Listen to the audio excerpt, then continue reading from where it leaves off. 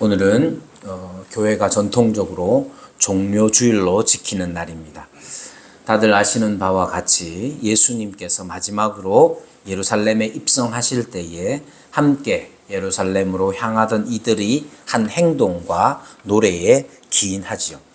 마가복음은 11장에 이렇게 기록합니다. 7절부터 나귀 새끼를 예수께로 끌고 와서 자기들의 겉옷을 그 위에 얹어 놓음에 예수께서 타시니 많은 사람들은 자기들의 겉옷을 또 다른 이들은 들에서 벤 나뭇가지를 길에 펴며 앞에서 가고 뒤에서 따르는 자들이 소리 지르되 호산나 찬송하리로다 주의 이름으로 오시는 이여 찬송하리로다 오는 우리 조상 다윗의 나라여 가장 높은 곳에서 호산나 하더라.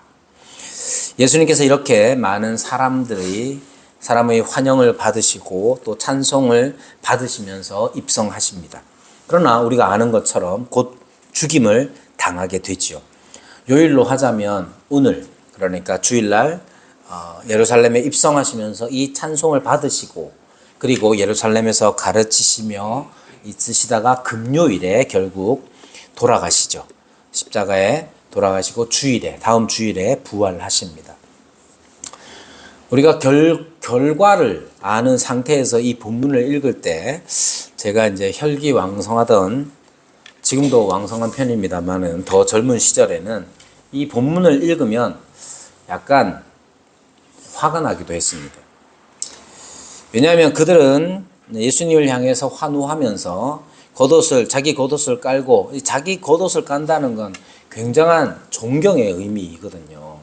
그리고 종려나무 가지, 승리를 상징하는 종려나무 가지를 흔들면서 예수님을 찬송했지만 예수님을 지키지는 못했습니다. 지키기는 고사하고 주님을 따라서 잡히는 사람조차도 없었습니다. 즉 그들은 예수님이 잡히실 때에 그것을 두려워하면서 도망가거나 아니면 모른 척 했습니다.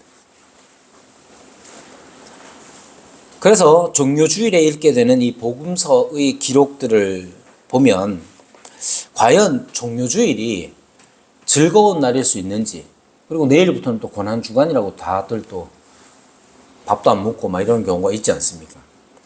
그러니까 오늘 즐겁게 찬송하고 호산나 막 이렇게 하다가 갑자기 내일부터 굶는 거, 막 고난을 생각하면서 눈물을 흘리려고 하는 거, 이런 게 되게 어색해서 저는 젊은 날에는 그냥 좀 그렇더라고요. 그리고 도리어 종료주일은 이렇게 즐겁게 찬송한다기보다는 그냥 좀 더 부끄러워해야 하지 않나 하는 생각을 많이 했습니다. 왜냐하면 찬송을 했다가 주님을 기쁘게 노래했다가 이내 다 숨어버리는 그 복음서의 기록이 마치 내 모습 같아서 차라리 종료주일은 부끄러워하는 날이 되어야 하는 것 아닌가 하는 생각을 하기도 했습니다. 그럼에도 불구하고 교회가 종료주일을 지키는 이유는 우리의 삶이나 우리의 찬송 여부와 상관없이 우리 주 그리스도께서는 찬송 받으시기에 합당하신 분이기 때문입니다. 여기에서 이제 제 경험으로 비추어 볼 때 우리의 찬송이라는 것은 우리의 삶과 따로 떨어지지 않습니다. 제가 젊은 시절에 주님을 찬송했다가 주님이 잡히실 때, 고난 받으실 때 아무도 등장하지 않는 장면들을 보면서 약간의 분노를 느꼈던 것과 같지요. 우리의 찬송은 단지 어떤 노래를 부르느냐의 문제가 아닙니다.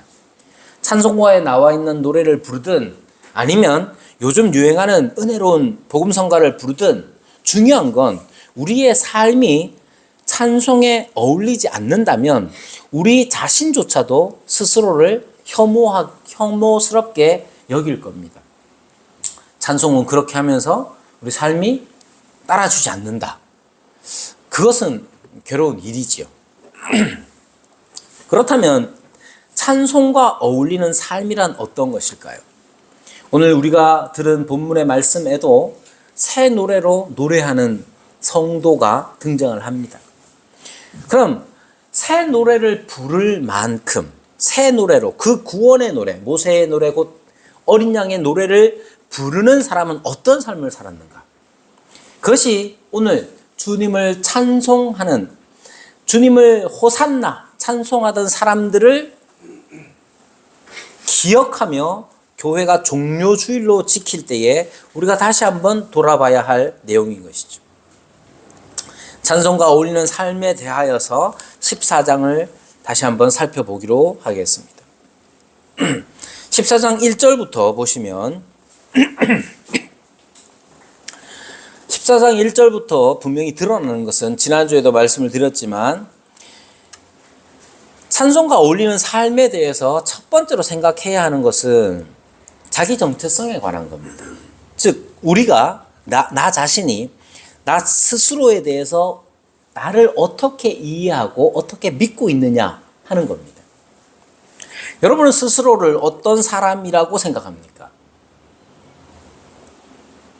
보통은 자기가 속해 있는 공동체로 자기를 인식합니다.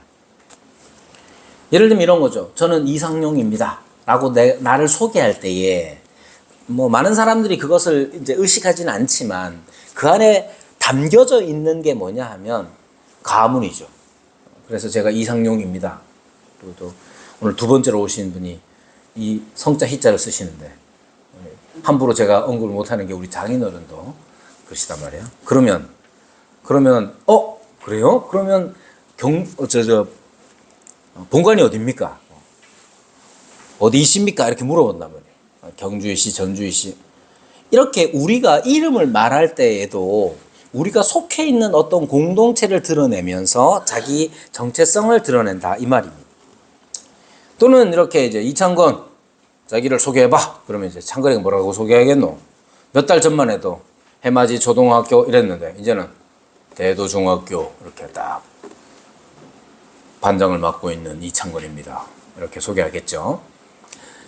즉 대부분의 사람들은 자기 정체성을 어디에 속해 있는 것, 어떤 공동체에 속해 있느냐로 자신을 인식하고 드러냅니다.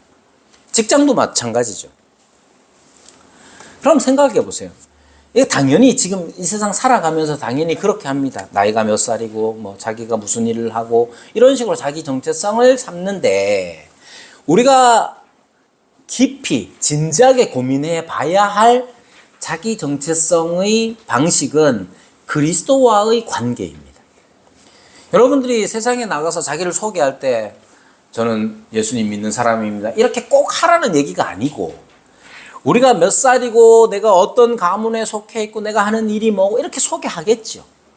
그것은 그냥 일반적으로 사회생활을 하면서 할 수 있는 방식입니다. 그러나 그 속에서 반드시 놓치지 말아야 하는 것은 내가 그리스도와 어떤 관계에 있느냐 하는 점입니다. 오늘 우리가 함께 생각해야 될 본문 14장 1절부터 보시면 이렇게 말합니다. 또 내가 보니 보라 어린 양이 시온 산에 섰고 그와 함께 14만 4천이 서 있는데 그들의 이마에는 어린 양의 이름과 그 아버지의 이름을 쓴 것이 있더라. 이 말은 뭐냐 하면 그리스도께서는 14만 4천 즉 그리스도를 믿는 신자들을 자기와 함께 서 있는 자로 인식하고 계십니다. 그렇게 우리를 여겨주십니다. 반대로 얘기하면 다른 편으로 얘기하면 우리는 14만 4천이라는 이 상징적인 숫자에 포함된 성도는 자기를 어떻게 인식해야 하느냐 하면 시온산의 어린 양과 함께 선자로 자신을 인식해야 되는 겁니다. 이전에는 자기 정체성을 가문 혹은 소속되어 있는 공동체 아니면 소속되어 있는 어떤 신분 아니면 성으로 자기를 인식했단 말이에요. 요즘은 이런 모든 것들을 억압적이라고 여깁니다. 현대 철학에 들어서는 이렇게 자기를 자기 정체성을 부과시키는 것은 굉장히 억압적이다. 폭력적이다. 그래서 거부한다. 남는 게 뭐냐? 그럼 내가 나 하나밖에 남지 않아요. 그래서 결국 자기 정체성의 문제를 결국 말하는 사람들, 주장하는 사람들은 어떻게 주장하냐? 자기의 성적 지향을 따라서 자기 정체성을 드러내기도 합니다. 나는 남자, 여자, 그렇게 그냥 생물학적으로 내게 부과된 건 난 싫어. 내가 선택할 거야. 그런 식으로 살아간다. 그리고 그걸 엄청 중요하게 여깁니다. 여러분, 세상 사람들에게서 일어나는 이 일들 속에서 우리가 확인해야 되는 거예요. 나는 그러면 나를 어떻게 인식하느냐 했을 때 그리스도와의 관계 속에서 나를 스스로 인식하느냐. 아유, 저는 뭐 돈도 잘 못 벌어요. 이런 식으로 인식하느냐. 내가 돈을 잘 벌든 못 벌든, 내가 좋은 직장을 가졌든 말았든, 내가 좋은 학교를 가든 말든, 어떤 환경에나 상관없이 내가 그리스도와 어떤 관계에 있느냐를 생각하는 게 중요합니다.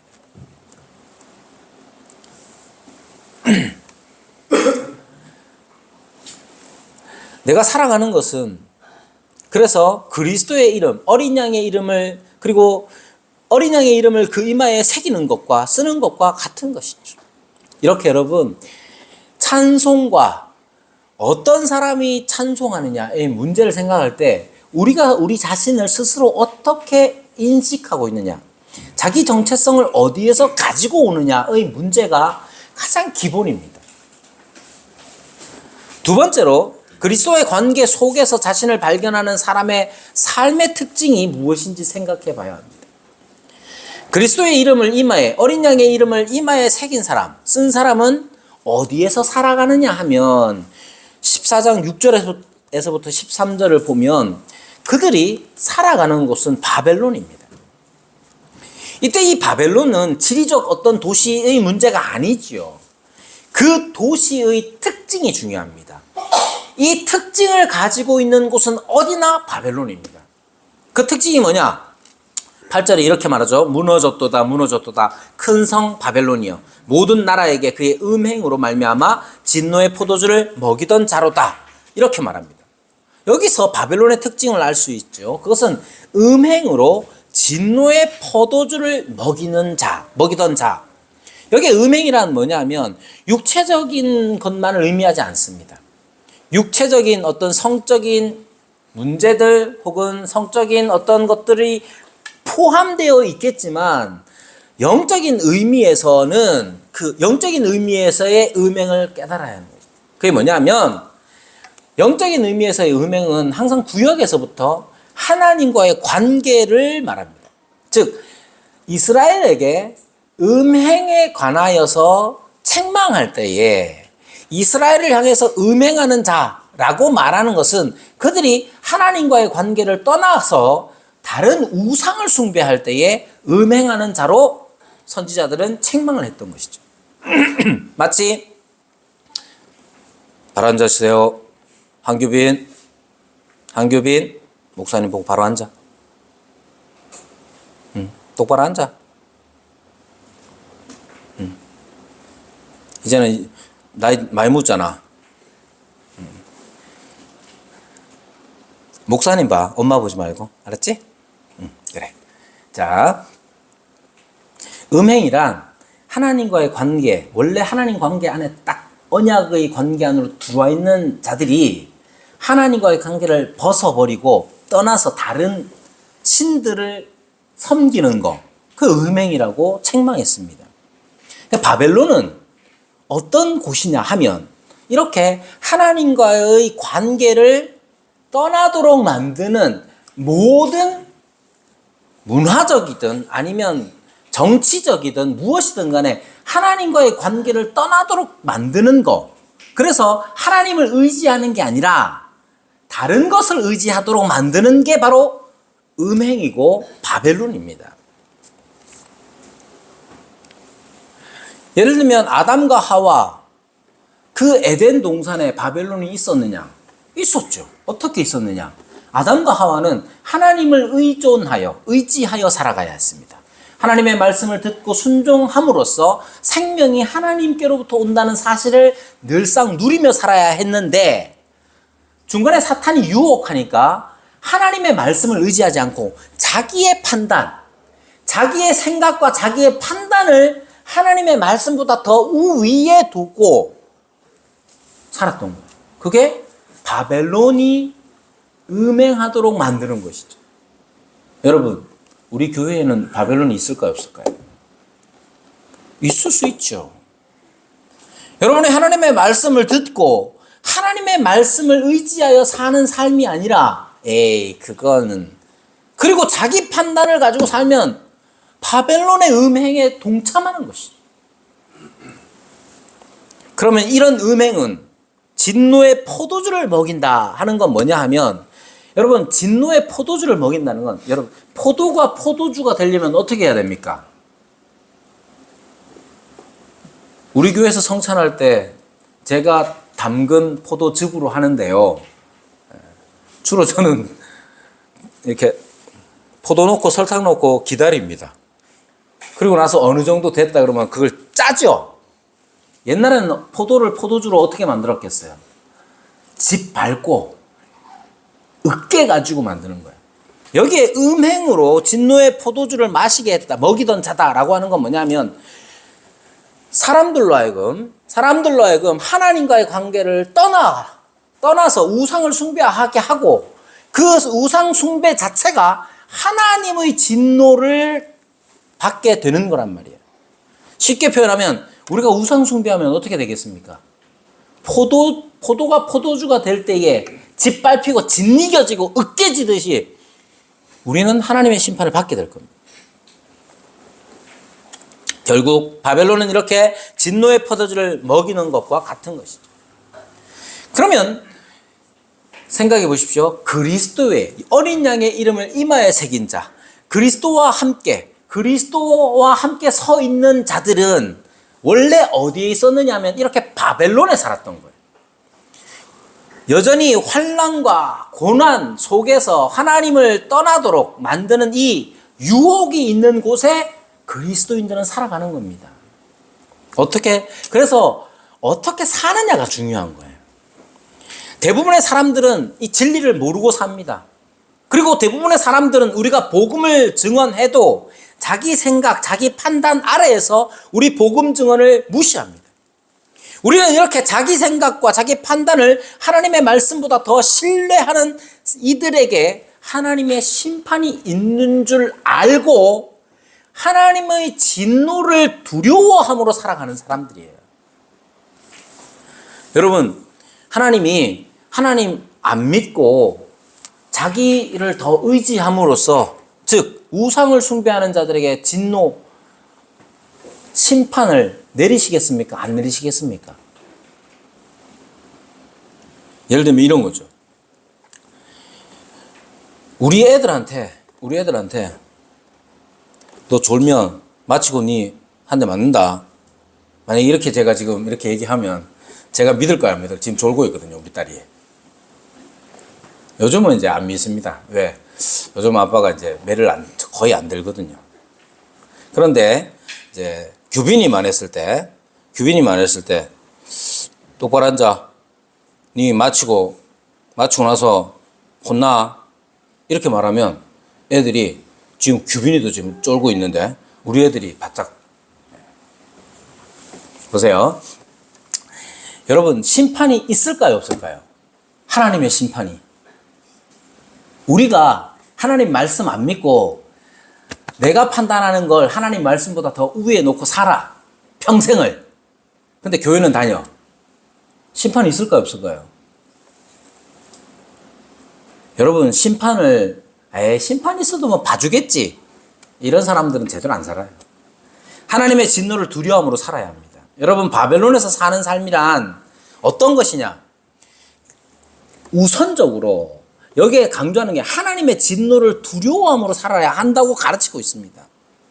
9절에 보면 또 다른 천사가 곧 셋째가 그 뒤를 따라 큰 음성으로 이르되 만일 누구든지 짐승과 그의 우상에게 경배하고 이마에나 손에 표를 받으면 그도 하나님의 진노의 포도주를 마시리니 그 진노의 잔에 섞인 것이 없이 부은 포도주라. 거룩한 천사들 앞과 어린 양 앞에서 불과 유황으로 고난을 받으리니. 여러분 바벨론에서 살아간다는 건 굉장히 위험한 일이에요. 어떤 위험이 있느냐? 바벨론의 그 음행의 유혹이, 그 유혹 앞에서 살아가는 것 자체가 녹록치 않습니다. 세상 살아가면서 우리가 얼만큼 순결하게 삽니까? 그나마 우리가 세상 살아가면서 순결함을 유지할 수 있는 거, 세상과 여전히 타협하죠. 저도 마찬가지입니다. 여전히 타협하면서 늘 살아가지만 그래도 하나님 앞에 와서 회개하는 것은 하나님의 심판의 두려움 때문에 그럽니다. 그것은 나쁜 것이 아니에요. 하나님이 심판하신다고 그러시잖아요. 그러니까 이 두려움으로 살아가야 합니다. 바벨론에서 사는 거 기억하십시오. 여러분이 아무 생각 없이 유혹이 오면 유혹에 이끌려서 하나님을 의지하지 않고 자기 판단으로 그냥 그렇게 살아가는 거 하나님 심판하신다니까요. 11절에는 뭐라고 말씀합니까? 그 고난의 연기가 세세토록 올라가리로다. 짐승과 그의 우상에게 경배하고 그의 이름표를 받는 자는 누구든지 밤낮 쉼을 얻지 못하리라. 얼마나 두려운 말씀입니까? 이걸 왜 하시겠어요? 우리는 바벨론의 그 음행 앞에 넘어가지 않도록 나 자신을 지키기 위하여 하나님의 심판에, 영원한 심판의 두려움을 좀 가지라고 말씀하시는 거예요. 그러니까 하나님께서 심판하신다는 사실에 대하여, 그리고 그 하나님의 심판의 영원함에 대하여서 세세토록 있을 그 심판의 하나님의 진노에 대해서 두려워하는 마음을 가져야 합니다. 그런데 여러분, 심판에 대한 이 두려움은 단순한 감정의 문제가 아닙니다. 사실 우리가 진정으로 두려워한다면 우리는 우리의 의지, 우리의 삶을 고쳐나갈 겁니다. 내가 진짜로 누군가를 두려워한다면 그 사람 만나는 거 피하겠죠. 두려워한다고 해놓고 만나가지고 이야기하고, 여러분 그 두려움이 어떤 거겠습니까? 하나님의 심판에 대한 두려움은 우리의 삶에 무엇으로 나타나느냐면 인내로 나타나는 겁니다. 12절에 그래서 이렇게 말하죠. 성도들의 인내가 여기 있나니 그들은 하나님의 계명과 예수에 대한 믿음을 지키는 자니라. 인내한다는 건 단순히 그냥 참는 게 아니에요. 여러분, 그냥 참는 거 있잖아요. 그냥 참는 거 얼만큼 참을 수 있겠어요? 3번 이상 잘 못 참아요. 누가 나를 나쁘게 말해. 한두 번은 참죠. 3번까지는 못 참는다 이 말이에요. 물론 7번 참는 사람도 있겠고 70번에 7번 참는 사람도 있겠죠. 그러나 곧장 우리의 참음에는 한계가 드러나게 되고, 한계에 다다르면 우리의 참음은 폭발하게 됩니다. 그렇게 우리가 참는 것이 폭발할 때 뭐가 나타나느냐? 악이 드러납니다. 누구의 악이냐? 나의 악이죠. 내가 참는 거 여러분 얼만큼 잘 참을 수 있겠어요? 아내와 저를 비교하면 저는 잘 못 참아요. 아내는 저보다 더 잘 참아요. 근데 똑같은 게 뭔 줄 알아요? 언젠가 터진다는 거야. 나는 3번째 터지고 아내는 300번째 터지고. 그 차이예요. 근데 그렇게 터지잖아요? 3번째 터지나 300번째 터지나 터질 때에는 악이 드러납니다. 누구의 악이냐? 나의 악, 아내의 악. 그렇게 드러나는 거예요. 그래서 인내라는 것, 두려움 속에서, 하나님을 두려워하는 마음 속에서 인내한다는 것은 성경적 의미를 제대로 알아야 합니다. 로마서 5장에 보면 바울이 이렇게 말합니다. 그러므로 우리가 믿음으로 의롭다 하심을 받았으니 우리 주 예수 그리스도로 말미암아 하나님과 화평을 누리자. 이미 화평을 누리게 됐죠. 또한 그로 말미암아 우리가 믿음으로 서 있는 이 은혜에 들어감을 얻었으며 하나님의 영광을 바라고 즐거워하느니라. 이게 성도의 삶이죠. 근데 이 성도의 삶에 또 뭐가 있느냐? 다만 이뿐 아니라 우리가 환난 중에도 즐거워하나니. 이미 우리가 그리스도로 말미암아 하나님과 화평을 누리는 삶을 살았고 하나님의 영광을 바라고 즐거워하는 삶을 시작했음에도 불구하고 우리는 환난 가운데 있다고 말합니다. 그러나 그 환난 중에도 즐거워할 수 있대요. 어떻게 즐거워하느냐? 환난이라는 것이 인내를, 그리고 인내는 연단은 소망을 이루기 때문에 그렇다는 거예요. 여러분, 환난이 뭐겠습니까? 집에 돈 없는 게 환난입니까? 아니면 남들은 전부 다 중형차 타는데 혼자 빨간 모닝 타는 게 고난입니까? 환난입니까? 여러분, 환난은 내가 얼만큼 가졌느냐의 문제보다 더 중요한 핵심적인 건 뭐냐? 하나님과의 관계를 흔들어 놓는 거예요. 제가 이제 빨간 모닝을 타지 않습니까? 우리 딸이, 졸고 있는 저 딸이 학교에서 사진을 탁 찍어가지고 아빠 왔어요. 딱. 내가 아빠 왔는지 어떻게 알겠어요? 학교 운동장에 빨간 모닝은 저 한 대밖에 없었어요. 자, 여러분, 우리 딸 잠깨라고 하는 소리입니다. 자, 여러분, 간혹 그렇더라고요. 내 친구는 차를 막 엄청 대형 세단을 타고 있는데 나는 왜 아직도 이거밖에 못하나. 이런 마음이 괴로울 때도 있더라고요. 자주 흔치는 않습니다. 어쩌다가 아주 흔치 않게. 그럴 때가 있더라고요.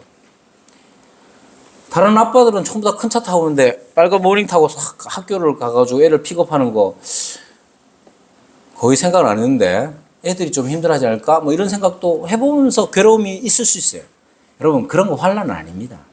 진짜 환난은 뭐냐? 그 다음이에요. 그 다음에 아휴, 내가 하나님 믿고 산다는데 하나님은 왜 나한테 이거밖에 안 해주시나? 이게 환난의 핵심이에요. 여러분, 몸 아픈 게 환난입니까? 환난이 될 수도 있죠. 그것 때문에 우리가 하나님을 향한 우리의 믿음이 흔들리면 환난이에요. 돈이 없고 아프고 괴로울 때 하나님에 대한 우리의 믿음이 흔들리는 거. 그 환난이 어떻게 우리에게 인내를 가져오느냐 하면 그 환난 중에 우리는 하나님의 계명을 어기고 싶어 합니다.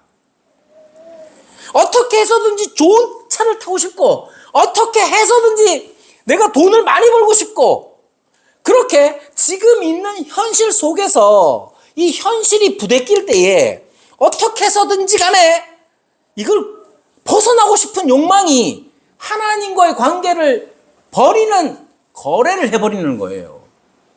그럼 인내는 뭐냐? 그 어려움 속에서 하나님의 계명을 지키는 일인 거예요. 그래서 12절에 보면 14장 12절에 보면 성도들의 인내 말하면서 하나님의 계명을 지키는 것이라고 말하지 않습니까? 여러분, 환난이 어려움이 우리에게 닥쳐올 때에 어려움 자체가 우리의 신앙을 흔들어 놓지 않습니다. 어렵기 때문에 예수님 믿은 사람 얼마나 많습니까? 어려움 자체가 우리를 흔들어 놓는 게 아니에요. 어려움이 가져다 주는 사탄의 속삭임이 있죠. 이렇게 하면 하나님의 계명을 어기면 넌 이 어려움에서 벗어날 수 있을 거야. 하는 이 속삭임이 환난입니다. 그리고 그때의 우리는 하나님의 계명을 지키는 거예요.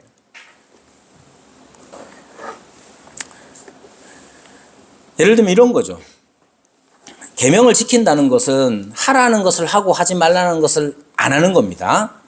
그런데 이러한 순종의 결과가 나의 대견함을 스스로 느끼게 하는 것으로 그치면 아무 의미가 없지요. 거짓말하면 됩니까? 안 됩니까? 왜? 왜 안 되노? 그거 왜 안 되냐고. 이럴 때 어떻게 대답해야 되느냐? 하나님이 하지 말라고 했어요. 그게 답이에요. 하나님이 하지 말라고 했어요. 거짓말 하지 말라 하셨잖아요. 그거 안 해야 돼. 근데 왜 합니까? 거짓말을 하면 내가 이 위기를 모면할 수 있고 거짓말을 하면 내가 좀 더 이익을 얻을 수 있다고 생각하기 때문에 그래요. 하나님과의 관계를 깨트려 가면서 내 위기를 모면하려고 하고 내 이익을 얻어내려고 하는 거, 그게 환난의 핵심이에요. 환난을, 어려움을 주시는 이유란 말이에요. 그 속에서 우리는 하나님을 기억하며 거짓말하지 말라 하신 그 말씀에 순종함으로써 하나님이 어떤 분이신지를 알아가는 게 인내예요.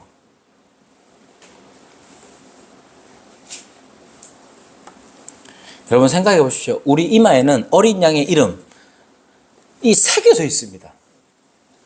그렇게 표현하지 않습니까? 이게 뭘 뜻하겠습니까?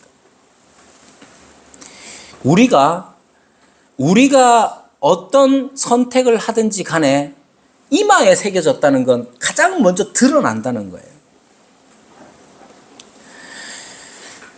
그래서 우리가 어떤 계명을 지키든지 간에 아버지의 이름, 어린 양의 이름이 드러나도록, 빛나도록 될 겁니다. 바벨론에서 산다는 건 바로 그런 거예요. 여러분, 우리는 바벨론에서 사는 자들이에요. 근데 바벨론이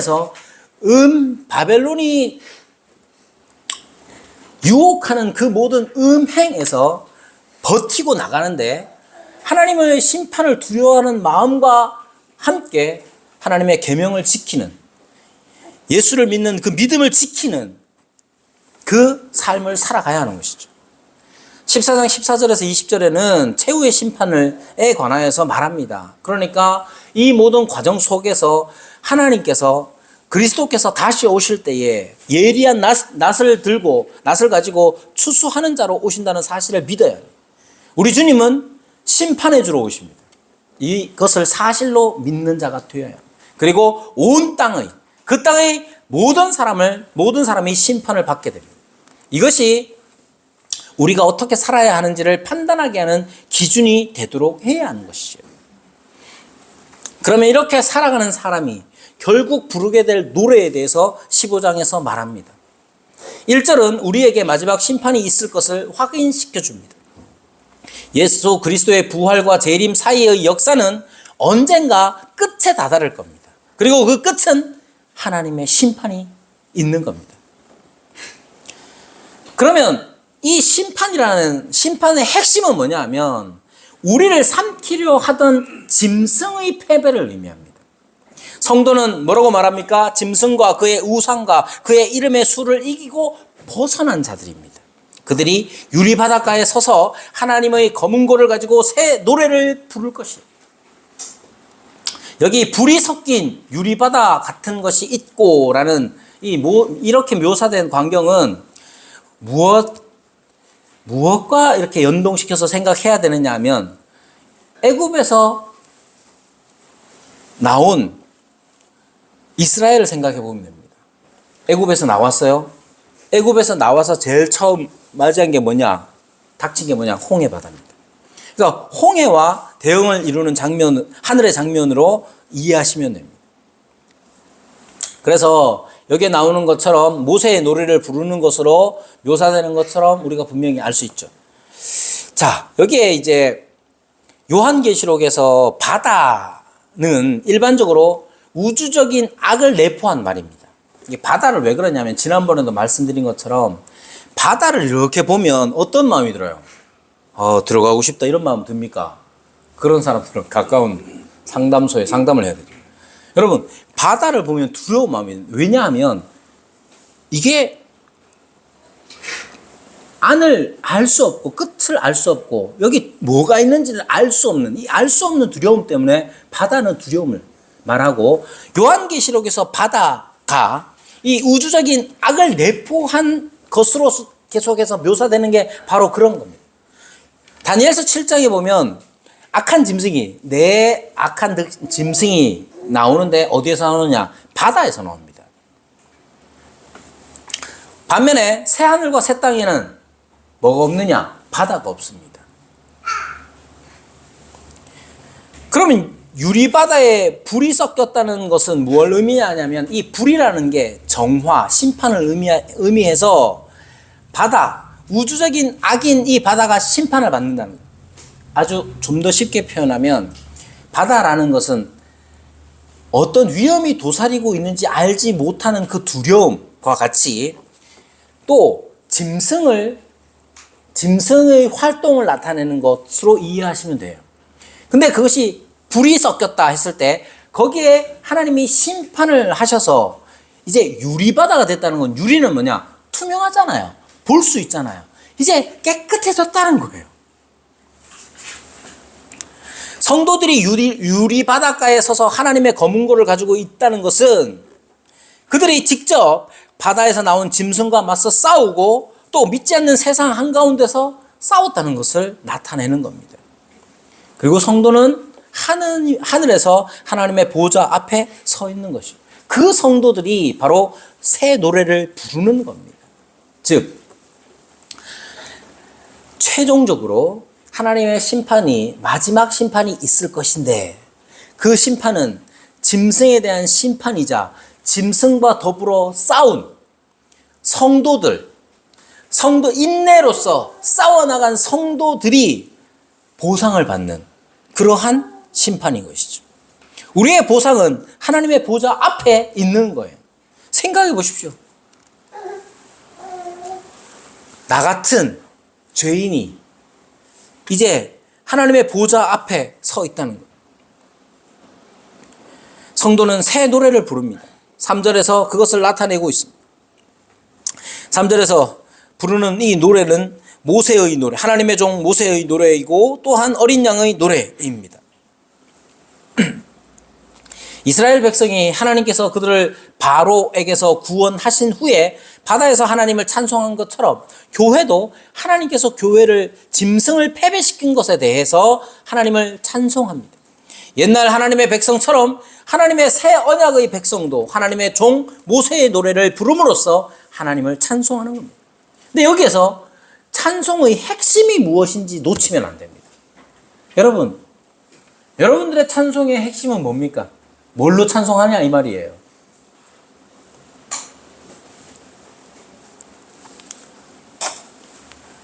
우리의 찬송의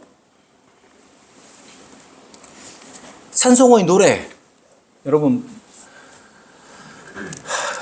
찬송 언제 하느냐? 감사할 때도 하고 슬플 때도 다 하죠.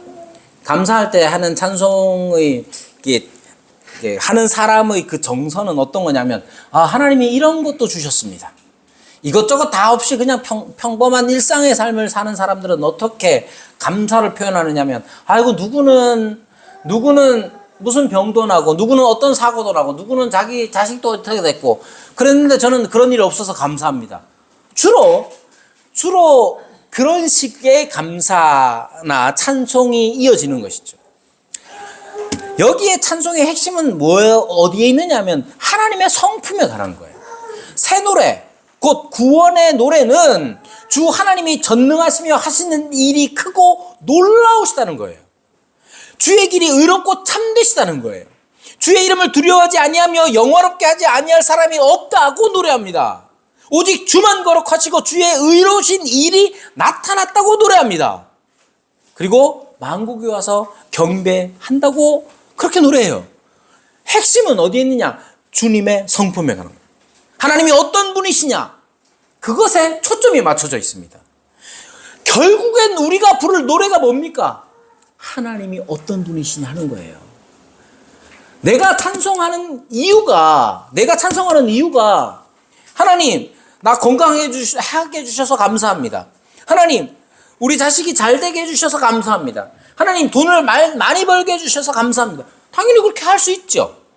그러나 그것에만 그치는 건 새 노래에 어울리지 않습니다. 뭐가 중요하냐? 그래서 하나님이 어떤 분이신지를 아는 게 중요해요. 하나님이 여러분에게 무엇을 주셨습니까?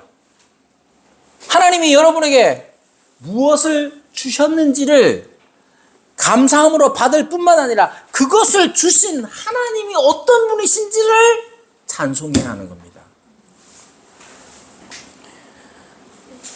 우리가 결국엔 부를 노래는 바로 주 하나님의 성품, 하나님의 하나님 되심입니다. 우리는 이 노래를 부르게 될까요? 저는 그렇게 믿습니다. 주님이 오시는 날, 저는 오늘 저와 마주보고 있는 여러분과 함께 이 노래를 부를 겁니다. 그때 여기 있는 우리 중에 그 누구도 보이지 않는 이가 없기를 바랍니다. 덧붙여, 여러분, 정영경 집사님이 찬송 인도할 때 제일 당황스러운 일이 뭐겠어요? 찬송을 함께 부릅시다 했는데 다 몰라. 그러면 당황하는 거예요. 여러분, 오늘 이 장면을 생각해 보세요. 하나님의 마지막 심판이 있고 우리가 하나님의 보좌 앞에서 새 노래, 구원의 노래를 부를 터인데 그 구원의 노래는 내가 구원받아서 좋다 이게 아니라 하나님이 어떤 분이신지를 노래할 거예요. 그때에 그 하나님의 보좌 앞에서 무슨 노래를 부를지 버벅대면 안 됩니다. 그 말은 뭐냐 하면 지금 여기에서 주 하나님이 어떤 분이신지를 모르는 사람이 없어야 한다는 거예요. 주 하나님이 하시는 일이 크고 놀라우시다. 이 말이 내가 막 나와야 되는데 지금 여기에서 맛보지 않으면 어떻게 그때 그 노래를 부를 수 있겠어요? 여러분, 하나님이 하시는 일이 놀랍습니까? 하나님이 하시는 일을 돌아보질 않았는데 어떻게 합니까?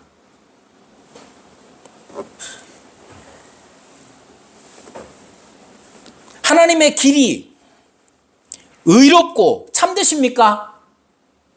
하나님의 길을 돌아보질 않는데 여기에서 맨날 우리의 관심은 돈에만 있고 맨날 우리의 관심은 나의 건강에만 있고 맨날 우리의 관심은 우리 피부에만 있으면 어떻게 주의 길이 의롭고 참되신지를 어떻게 합니까? 우리가 늘 잘되기만 하면 주의 길이 의롭고 참되시다는 걸 압니까? 안 그래요. 우리의 삶이 정말 피폐하고 실패 가운데 있어도 주님의 길은 의롭습니다. 주님은 참으로 크십니다 하는 걸 알 수 있어요. 누릴 수 있고 맛볼 수 있단 말이에요. 그런데 자꾸만 하나님의 하나님 되심을 내가 받는 거, 내가 물질적으로 받는 거로만 자꾸만 환산시켜서 자꾸만 생각하려고 하면 이 노래 부를 수 없습니다. 주의 길이 의롭고 참되시며 주의 이름을 두려워하는 것, 그게 복되다 하는 걸 우리가 지금 여기에서 그것이 우리의 현실이 되지 않으면 안 되는 거예요. 제가 자주 말씀드리잖아요. 천국이 낯설지 않도록 해야 됩니다. 여러분, 천국은 어떤 곳일까요? 서로 사랑하는 곳이겠죠? 근데 여기에서 서로 사랑 안 하면 그거 가가지고 얼마나 낯설겠어요. 우리 교회 사람들은 막 끝날 때 막 안고 이런단 말이에요. 안으면서 인사해요. 아직도 정현경 집사님은 낯섭니다, 그게. 그래서 이렇게 대충 합니다. 여러분, 천국이 정말로 서로를 섬기고 사랑하는 곳이라면 내가 여기 교회를 이기적으로 다니면 그거 가가지고 얼마나 낯설겠어요. 기억하십시오. 새 노래는 주님의 성품에 관하여서 노래합니다. 그러면 그 말은 뭐냐? 우리가 주님의 보좌 앞에서 부를 이 새 노래가 어색하지 않도록 지금 여기에서 주님의 성품이 어떠한지를 계속해서 맛보는 일로 우리의 관심을 쏟아야 하는 거예요. 여러분, 오늘 종료주일에 우리가 가지고 와서 깔아야 할 겉옷, 우리가 베어와서 흔들어야 할 나뭇가지, 그것은 뭐겠습니까? 바로 이것이 오늘 종료주일을 지나면서 우리가 하나님 앞에 올려드려야 할 찬송인 것을 기억하시며 그러한 찬송의 삶을 살아가는 저와 여러분이 되기를 바랍니다.